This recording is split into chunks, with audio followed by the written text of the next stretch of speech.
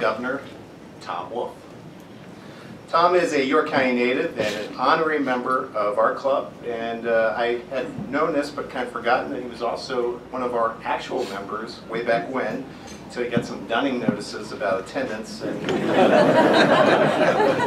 changed his mind. I assured him to not do that any longer, and so it was a little embarrassing to get called out for not signing in. Tom's also the son of one of our past presidents, Bill Wolf, who recently passed, and we miss him. He's one of our longest standing members. But if you look at the past presidents, there's 3 Wolves there. One was Tom's dad, one was his uncle Charlie, that we give out our service award to, and one was his great uncle, Charles B. These are all giants in our club, giants in our community, and Tom has certainly taken the family legacy to a whole new level with his public service and his commitment as governor of Pennsylvania. Tom is well known in our community as the former president and CEO of the Wolf Organization, and perhaps better known in our local community to our not-for-profits as a most generous donor. On January 20th, 2015, Tom Wolf was sworn in as Pennsylvania's 47th governor and won re-election to a second term this past November. Whether a business owner or a governor, Tom is most certainly a leader, consistently taking on the status quo and trying to help the middle class of our communities. He is acting on his plan to change Harrisburg and moving Pennsylvania forward. And since taking office, Tom has been focused on 3 simple goals: jobs that pay, schools that teach, government that works. Tom has taken a number of steps to make Pennsylvania a better place in the state. He states he's fighting for Pennsylvanians in Harrisburg every single day. In fact, his official website lists over 70 major initiative accomplishments in his first 4 years. Several that popped out to me included the bipartisan pension reform, the updating the state liquor store system and legalizing medical marijuana for those who critically need that, moving from a structural budget deficit to a surplus, and putting funds away in a rainy day fund that hasn't happened for quite a long time. All this while increasing school funding. And moving to a smaller sized government, eliminating 1,700 positions through comprehensive agency reform. In 4 years, Governor Wolf has accomplished much, but I know he feels there is much still to do in the next 4. As a note, there will be a question and answer session following Tom's remarks, and I respectfully ask that you refrain from any political statements, but are encouraged to ask thoughtful questions, such as, when will the Mount Rose interchange be finished? Now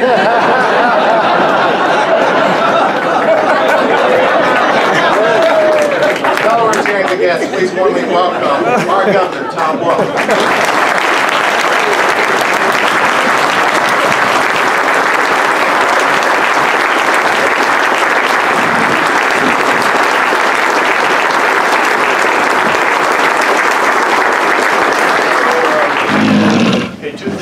I don't know when the Mount Rose is. The second thing is, I'm not like Con, I really like applause. I really appreciate that. So I just wanted to say a few things about where I think I am and what I owe York County. And I don't get the chance to do this very often, but I really want to talk about you. What I learned here in York County has been really important to me in everything I've done, including what I'm doing right now. And what I think it showed me was the pragmatism of decency. And I've tried to live that. I grew up here in York County. I imbibed the values that I think are important in York County. It's these values that brought me back to York County in an unlikely way. It was these values that underwrote, I think, the success of my company, the Wolf Organization. It was these values that I think are guiding me, and I hope, well in Harrisburg. It's what's making our state better, and that's what I really want to talk about today. And there's 3 values. I guess, as a York County, and I could look at just about anything, but fairness, trust, and inclusion. Those are 3 things that I took away from York County that I think are really important. And when I say inclusion, I mean, that's surprising to a lot of people here because York County is not known as an inclusive and diverse place. but it really is. When you grow up in York County, no one is better than anybody else. We're all the same. And that value is really important to all of us, and we need to remind ourselves of that all the time. It doesn't matter what you look like, who you are, who you love, we're all the same. And that's an important value that I learned in York County. York is where I wanted to live, where I wanted to build a family. But for the most part, my life, the arc of my life, especially in my early years, and I'm no longer young, the early years of my life, that arc suggested that my life would end up anywhere but York County. The pattern of my life was that I was going to go anywhere but York County. I went to Dartmouth. I dropped out of Dartmouth, joined the Peace Corps, and went to India, which, as you know, if you know your geography, is about as far as you can get away from York County and still be on the surface of the earth. I came back, finished Dartmouth, went to the University of London, did a master's degree, went to MIT to do a PhD. I did it in political science at MIT. Now you're asking yourself, why the hell would I go to MIT and do a PhD in political science? Well, in the 1970s, it was an era when quantitative work was really important, and MIT was where the mathematicians were. So I went there. I wrote a dissertation that actually won the National Dissertation Award from the American Political Science Association. The most sophisticated mathematics in that dissertation was percentages. But it was a wonderful time. Anyway, so I found myself, I did really well and had a lot of opportunities in academia, which is what I thought I was going to do. And my wife and I were walking through Copley Square. Anybody know Boston? You know, the Boston Public Library is in Copley Square, right? So I was walking by the library, and we were looking for a place to live permanently because I had been a teaching assistant at MIT, and now actually, before I even finished my dissertation, there was an opening, and I was actually teaching as an instructor. So it looked like I had an opportunity that could be my career. And I was doing the committees and all that kind of stuff.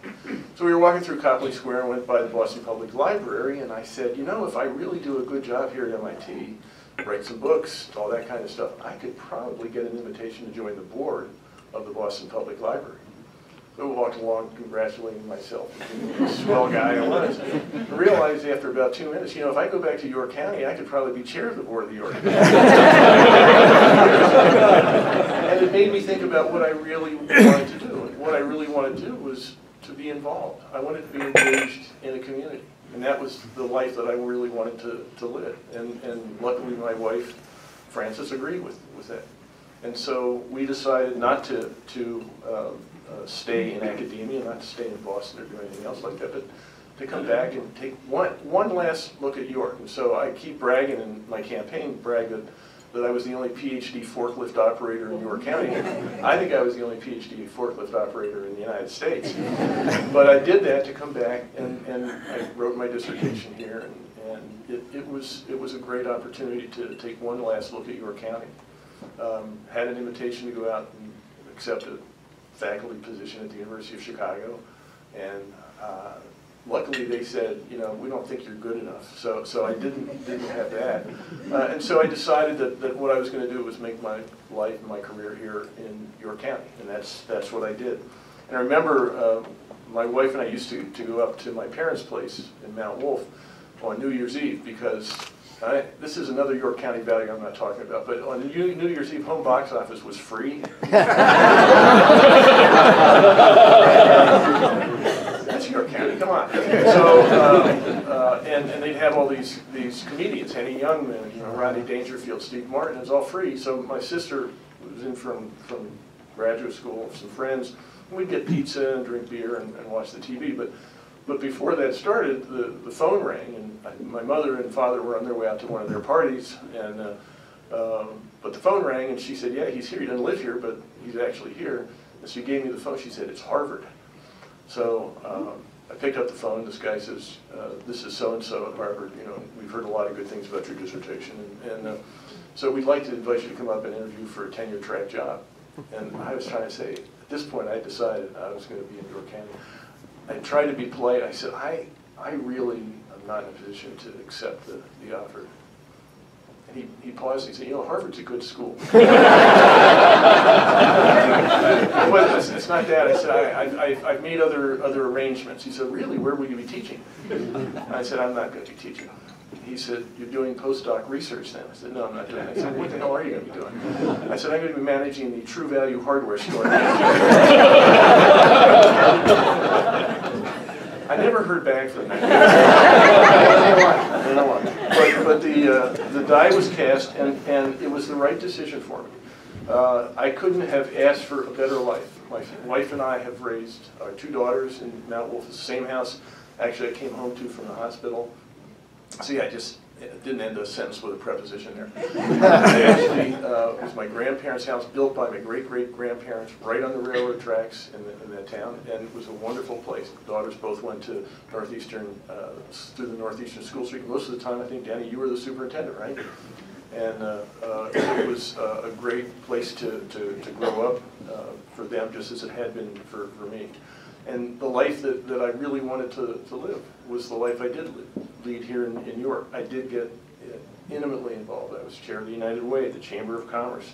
I have a list here. The York County Community Foundation. Back, by the way, I know there's some foundation folks here. I was chair. I was actually president. Now they call him chair. I was president of the York County Foundation when we only met twice a year. It was a great deal. I was chair of the board of York College. I was on the board of Crispus Attucks. Simpson's left, hasn't he?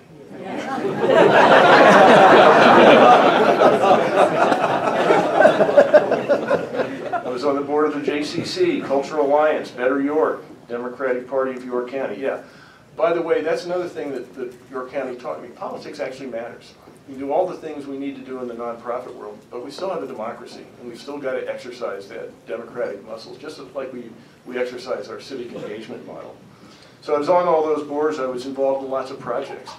I think most of the capital campaigns at one time or another I either chaired or was a very big part of. Chaired both capital campaigns that the library has had so far. Is Robert Lambert here? So I did that. I chaired the Chamber Drive, the JCC capital campaign, 2 capital campaigns at York College, capital campaign at my church in Mount Wolf, Otterbein United Methodist Church. Was active in other projects like the stadium, the South George Street Community Partnership, the Business Education Partnership, and many other projects to do with the revitalization of York. I loved that part about being in York. But the other thing that I loved about being in York was that I had a chance with my 2 cousins, Bill Zimmerman and George Hodges, to build a business. And we did. And we did that using those York County values of fairness and trust and inclusion. We bought the company in 1986. We paid with cash and notes. Now, those of you who are bankers here know you should never mismatch maturities. The cash we got out of our line of credit, and the notes we took, talk about trust, our parents owned 60% of the company, and the other 40% we paid out over the next 12 years. But between 1986 and 2006, we built that company from where it was to about a $400 million company and a big player in the community and in our industry. We were in 18 states when we sold the company. And I found that fairness actually worked. It wasn't just something you talk about. We did, very proud of the fact, and we've talked about this before Rotary clubs when you were downtown, that we had profit sharing. That we, on top of really good compensation, great benefits, we shared 20 to 30% of our net profit with our employees every year in a cash bonus. And we did that not because we were trying to be saints, but because it actually made all of our employees and connected them with the company. And we did all the other things that we needed to do to build on that. We opened our financial statements, including in the early days balance sheets for every single location. We had employee meetings. We would work on making sure that you know, how do you actually increase that profit sharing? I remember having conversations, maybe some people in this room say, you know, entrepreneurs, we'd like to get 100% of our net profit, not just 70% or 80%. And I said, yeah, but what if my 70% is bigger than your 100%? And that was the thing that I learned in business, that fairness actually works. It turns out in behavioral economics now, okay, don't let your eyes glaze over here. I'm not going to get too geeky on it. But behavioral economics is actually reaffirming that fairness actually matters in the workplace. One of the behavioral economists that read Ernst Fair from the University of Zurich says there actually is a correlation between the fair treatment of employees and their fair treatment of you. Productivity actually increases. So fairness worked in my business. Inclusion actually worked. Not lording it over it, but not looking sort of down your nose at anybody, but actually saying we want to make sure that we're all working together toward the same goal to make that customer happy. We recruited, as I understood more and more how to do this, to get a more inclusive workforce, especially in the C-suite. In fact, McKinsey has done a study, it was cited in The Economist a few months ago, that says actually inclusive, diverse companies actually do better. They're more likely to be profitable than companies that are not. It's more creative. So inclusion actually works. And then finally, trust. We were an ISO certified company. We didn't have to be because no one really cared. No one even knew what ISO, do you even know what ISO is? But it had an outside auditor. It was our quality system. It was a way to actually extend employee responsibility. And we all trusted each other. And one of the examples of that trust was we had a customer complaint policy that went basically like this. What don't you like about what we did? What do we need to do to make you happy? Why did it happen? That's it. And everybody in the company had the ability to settle a customer complaint. And so if you made a delivery and you were 2 hours late and the contractor said, that cost me $200 because I have this crew waiting here and you didn't get here in time, so that's $200 that I'm out. The truck driver could say, okay, here's $200. Now, didn't have the checkbook, but the next day the person would get a check for $200. Now, when you're an ISO company, you get audited externally. And so people would come in, and one of the things they loved was quizzing our employees on the customer complaint policy, because theoretically, we really had no cap on what they could do. So the question was, okay, if a customer complaint is $1,000, do you have the ability to settle that? And the employee would say, yeah. And so they'd keep ratcheting up, 5,000, yeah, 10,000, they keep going up.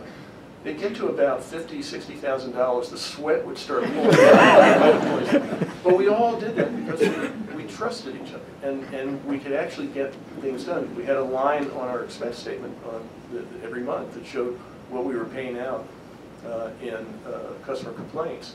And it was usually, you know, a lot. It wasn't a trivial amount, but it was less than we would have paid had we gotten sued every time something went wrong, and it really worked. So these are the things I learned in my business. These are the things I learned in York County, in the relationships. And these are the things I took to my job in Harrisburg. And so let me just talk about how I think those things have worked. I just came through, are you aware I just came through a re-election campaign? By the way, I don't know why any politician is against term limits. Anyway, the things that in a campaign you talk about are your policies. I mean, I am really proud that I invested record amounts of money over a 4-year period in education. I'm proud that I expanded Medicaid, that 720,000 Pennsylvanians have health care who didn't have it before. I'm proud of the fact that Pennsylvania has hundreds of thousands new jobs. Now, we have a strong economy, and I understand, is something I said? Okay. That we have a strong economy nationally and globally, but Pennsylvania is actually moving up in the charts. We still have a ways to go, but we're not at the bottom of the charts in terms of job creation. We have an opioid epidemic that we need to fight, and I will continue to work across the aisle to do that. But that's not what people seem to care about as much in the election. When I said stuff about trust, they like the fact that I have a gift ban in the executive branch, and that I don't have it like $25 or more you have to, you know, tell people what you got. No, you can't take a gift. So I'm not eating lunch today because I had to pay for it.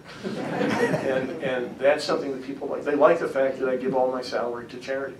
I can afford it, but they like that. They like the fact that I live at home with my wife of 43 years. And it's the same home that I came home to from the hospital, built by my great-great-grandparents. They like the fact that Pennsylvania's finances are moving in the right direction, that we are in balance, that I did make the first deposit in the rainy day fund in over a decade. They like that stuff. That's York County, but that's Pennsylvania too. They like the fact that I'm streamlining government, that I'm trying to make ends meet, and that actually this year things are actually going better than we expected. They like the idea of fairness. They like the idea that the prison population is down by 3,000 and more, and that keeps getting better, and that our crime rate is down. They like the fact that we've done criminal justice reform, and I see that as a real priority. And that's something that unites the right and the left. It makes sense from a democracy point of view, from a fairness point of view, and also from a point of view of it's just cheaper. They like the election reform. The fact that I was given the chance to veto a gerrymandered map in this last congressional election. I didn't have the ability to do that for the state seats, but the election that we had for the House of Representatives, in this last election, 54% of the vote went for Democratic candidates, and 50% of the seats went to Democratic candidates. It's a pretty fair system, and it's very different from the gerrymandering system we had just before, the election before, where the Democrats got 5 seats and Republicans got 13 seats. Now, I'm a Democrat, so you can take that from where it comes, but I think people did like the idea that fairness was important. And they like the idea that inclusion is important. 50% of my cabinet is made up of women. I'm not trying to make a point, but I was looking for the best candidates, and I suspended any litmus test on what you looked like or what your gender was, and I have a really good cabinet. It's also very diverse in terms of people of color. I nominated the first state treasurer because the former treasurer, as you recall, was on his way to jail. So I had a period, but I was, so I had the ability to appoint a treasurer, the first African-American state treasurer in the history of the Commonwealth. My general counsel, the head of the biggest law firm in Pennsylvania, is a person of color. She has done a phenomenal job. The chair of the State Board of Education, a person of color. So I've done all these things, and it has made a difference in the election, because that's what people actually pay attention to. And so I think, and the point that I'm trying to make is that decency actually works. And what I found in York County growing up is that it works. It works almost as good as if you can hit a curveball. That was what really mattered in Mount Wolf. But other than that, decency actually makes a difference. It worked at the Wolf organization. It worked in business, and it's working in Harrisburg. And I think that's what people want, and it's what makes me really, really proud to have grown up here, to be a York Countyman, and to count myself as such. So thank you very much for having me back. It's really good to be here, and I'll answer any question other than the one on Mount Rose Avenue. Thank you very much.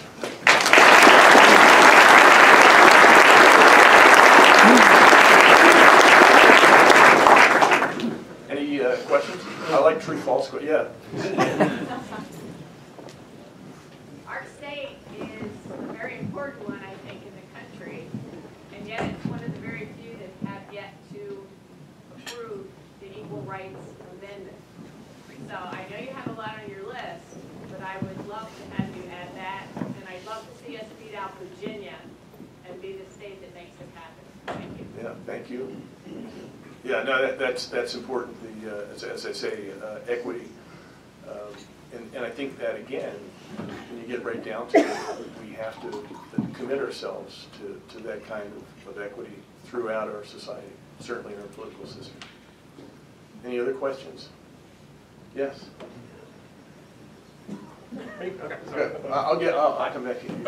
Okay, sorry. Yeah. 30 years ago, you founded the Business Education Partnership, which evolved to the York County Alliance for Learning. So, number one, thank you, because I have a job because of that. Number two, we've seen a lot happen with education mixing in with the workplace and industry, just to make sure that we have the right jobs filled up. So, in a perfect world, what would you like to see happen in terms of the relationship between schools and industry to make sure that we have the right jobs for the future?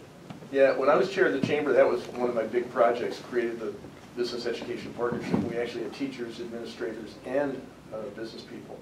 And one of the things was, and as one of the business representatives on that, it was frustrating to say, okay, teachers would say, what do you want us to do? And business was not really that good at saying, here's what we need you to have, this level of mathematics, this level of communication skills. We could sort of say generally what we wanted, and we need to get employees who are willing to work for us for $3 an hour, but that's not going to happen. So I've been working on that. Right now, workforce development has continued to be the biggest thing. Had a meeting yesterday in my office with the head of the State Chamber of Commerce. This is a big thing, whether you're head of the labor union, whether you're head of the Chamber of Business and Industry in Pennsylvania, or whether you're a politician. We need to figure out how to connect with the world of work, with the world of the classroom. And we have a lot of work to do there. I don't know what the answer is. I created a PA Smart initiative this last year that tries to build on, apprenticeship programs. We have vocational educational programs throughout the Commonwealth. We have community colleges. We're doing a lot of things, but we're not working together, I don't think, as well as we should. Started things like teacher in the workplace, or say businesses can't come to teachers and say, here's specifically what we do. Maybe teachers can go into the workplace and say, this is what I see, this might be something that we ought to be doing. But I think we just need to create these connections. We need to make them much more seamless than they are, so that the world of work and the world of the classroom are not that separated, as I think they are too much today. One indication that back in the late 80s, is anybody here from Caterpillar? Yeah. No, okay. So close your ears. In the late 80s, we wanted to sort of see, we were thinking at that point, Caterpillar was giving its employees in the factory a test to see, for those who wanted to become supervisors, not management, but stay in the plant, but become supervisors. This is on the plant floor. And in the late 80s, people were still assuming, what does it take to work on a plant someplace? So we got a facsimile. This is what I want you to close your ears. Facsimile of the test that Caterpillar gave. I don't want to get anybody in trouble with their testing organizations, but a facsimile of that test to every senior at Central High School. And the only ones who passed that test were the ones who were going to college. And the people who were most surprised were the teachers, because they were stunned, because just 8 years before, you didn't have to have much more than an 8th grade education to work in any plant anywhere in Pennsylvania. And they were stunned that as early as the late 80s, you needed advanced math. You needed some advanced science just to be, to get a promotion on the plant floor at a place like Caterpillar. And it's only become more important. The skills that we need to be an HVAC technician are not that much different, especially what you need to learn in middle school and secondary school are not that much different from what you need to know if you're going to go and be an astrophysicist at MIT. And we need to recognize that, but I think it creates an opportunity for us to actually integrate technical and traditional college-bound education so that we're actually creating the skills and the opportunities for people as they go through school to take jobs that we really need them to take in the 21st century. So I'm still working on it, and I don't have the answer. Yeah. Hi. Hi. So along with your election, I got to meet John Fetterman, who is now your lieutenant governor. I just thought it would be great if you could share like a priority that he has to change that role of lieutenant governor under your administration. Yeah, that's a good point. The question's about John Fetterman. You know he's from York. Yeah. Is Carl here? Isn't Carl a member of Rotary? Yeah. Carl Fetterman? He was a member. Huh? He was a member. He was, yeah. That's what I thought, because his office was right around the corner. I never knew John growing up, because he's so much younger than I am, but I knew Carl. And when he ran for lieutenant governor, of course he's become famous as mayor of Braddock, which is Western Pennsylvania. And the folks out there think he's a Western Pennsylvanian. He's actually York County. He went to Central, grew up in Pleasureville, or just up the hill from me. So I think he's really a good guy. I'm trying to get him to wear a necktie. But, good luck on that. No. Yeah, that's not going to happen. But apparently, the only constitutional job for a lieutenant governor, there are two things. You preside over the Senate, and you chair the board of parole or something like that. There's nothing else for him to do except for coming over to my office like once a week and checking my pulse. So I'm still alive. But we get along really well, and so we've already started talking about what we could do, because he's a really bright guy. He went to Albright, then did a master's degree at the Kennedy School in Harvard, and went to Braddock as an AmeriCorps volunteer. And he was teaching kids to get their GEDs, and he was a fairly conservative guy. He got there and realized, these kids really could use some help. He's become a fairly radical guy. And was so upset as a volunteer with what was going on in Braddock, he was, damn it, I'm going to run for mayor. And he ran, and I think he won by 7 votes or something like that, and has been the mayor of Braddock ever since. And it's really, really taken turn and really transformed that community. So I'm really looking forward to working with him. I really like working with him. He and his family are great people. So, you know, I'm hoping that we can figure out a good use for each other as we go through this. Anything else? Yes. Well, I'm not a citizen, I'm a taxpayer. I get a lot of that. I remain concerned about the way and the legislature has more say in this than you do, Governor, but I'm very concerned about the increasing reliance upon gambling to help provide any number of services throughout the Commonwealth. I consider it to be the most regressive form of taxation, and I think I want to know when we're going to finish having the increasing number of gambling opportunities and bring this to a stop. Yeah, the way I got to this job was after I finished my we sold the company back in 2006. One of the people I had supported, because, and a lot of Republicans in your county did, was Ed Randell, because he had been a mayor, and we really had and still do have a concern for places like the city of York. And I got to be Secretary of Revenue. Well, one of the things in the Revenue Department is the lottery. And I grew up in what's now the United Methodist Church in Mount Wolf, but it was the Evangelical United Brethren Church. We didn't even believe in card playing. Yeah, they thought it could lead to dancing. That's not quite the way the joke goes, but so I remember one of the things you had to do was go to the farm show as Secretary of Revenue, and we gave out free lottery tickets to seniors. And I remember giving one to a couple, and they said, "How do we do this?" And I said, "I have no idea." I mean, I was selling, so I had to go and ask. So there is an irony there that we're doing this. I am not a fan of gambling. I could see the lottery. I mean, you do that. It's all going to a good cause. But what has happened since then I left and went back to Wolf and came back into the private sector. And things just exploded, and they continue to explode. And the dynamic is that it was almost like a Pandora's box. Once you opened it, it's hard to stop. And the lottery was not so much, because that was back in the early 70s. I think it was really slots. And when slots came in, the promise was that would raise $1 billion for education and offset some of the pressures on property taxes and property taxpayers.